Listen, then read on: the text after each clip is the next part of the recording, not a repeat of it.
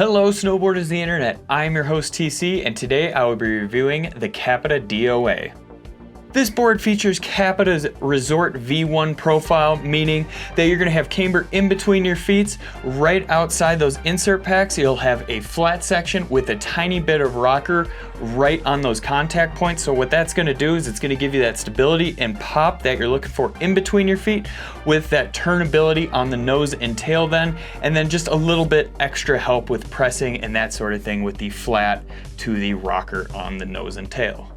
This board comes in a plethora of sizes that range from a 148, a 150, a 152, a 154, a 156, a 158, 160, 162, 164, 151 wide, 153 wide, 155 wide, 157 wide, 159 wide, 161 wide, and a 163 wide. Holy shit! I rode this board at Copper Mountain where we got about an inch of snow the night before where some flurries kept flying throughout the day. It was pretty flat light, but you could still set an edge into that corduroy where it was firm, but it wasn't icy or anything like that.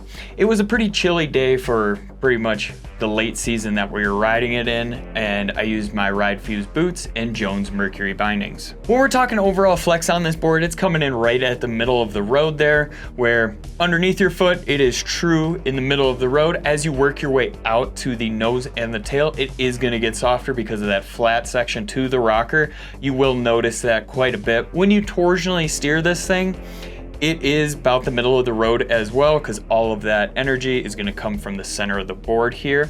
Now when we translate that into stability, it is pretty stable. I would say it's damp with lively tendencies where when you're going over push piles, that sort of thing, it wants to skip over, but it wants to get right back on that edge if you are on an edge when you go over those piles. When you're loading this thing up to ollie, you will notice that tail is going to be a little bit softer. If you're going to go nollie it, it's going to feel the same way where you put that energy into it, it's going to return it pretty well, but you'll notice there's a little bit lacking there where the center loads up real nice, but it kind of leaves something to be desired back here for sure.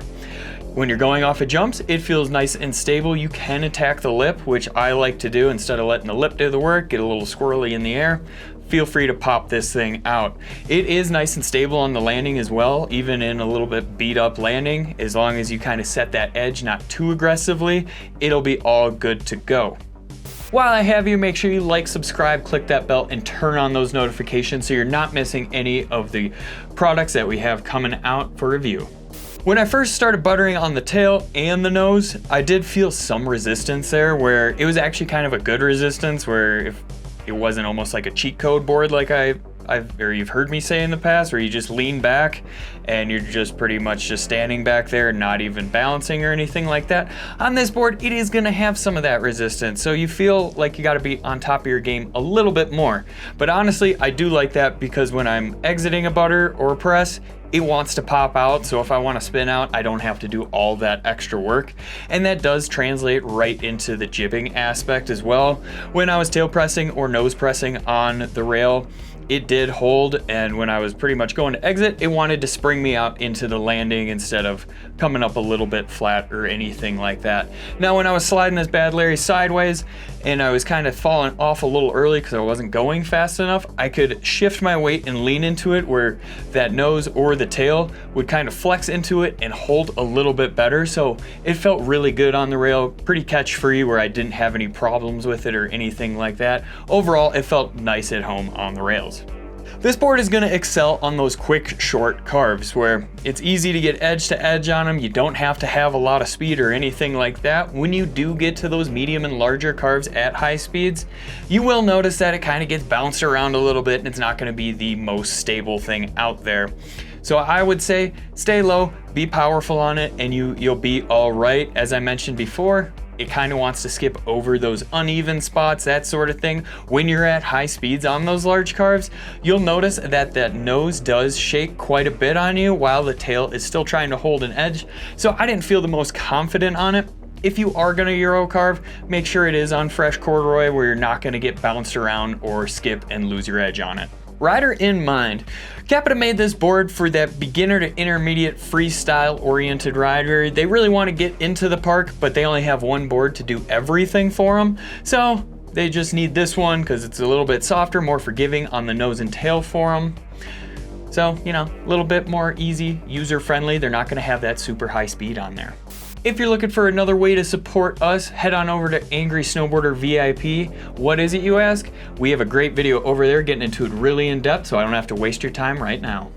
I like this version better than the previous version I've ridden like 4 or 5 years ago, something like that, where the tail and the nose were super soft on it, and I just really dislike that. This one, it feels like they kind of beefed it up a little bit, or maybe it was because it was a brand new one, but it was a little bit better. Personally, not for my taste. Overall, I think it was pretty much just a standard snowboard, nothing too special about it. But as I mentioned, in the rider in mind, if you're that beginner to intermediate guy that really wants to get freestyle oriented, I mean, this would be a great board for you. For somebody that is more advanced and really knows what they're doing and has all those technical abilities, they're gonna overpower this thing. Comparable boards, the Salomon Huck knife, the K2 Afterblack, and the Ride Zero. Recommended bindings, the Union Force, the Yes Select, and the Salomon Hologram. This has been my review of the Capita DOA. If this sounds like the board for you, but you need a pair of bindings for it, why don't you go check out the Union Force binding review we have on our channel.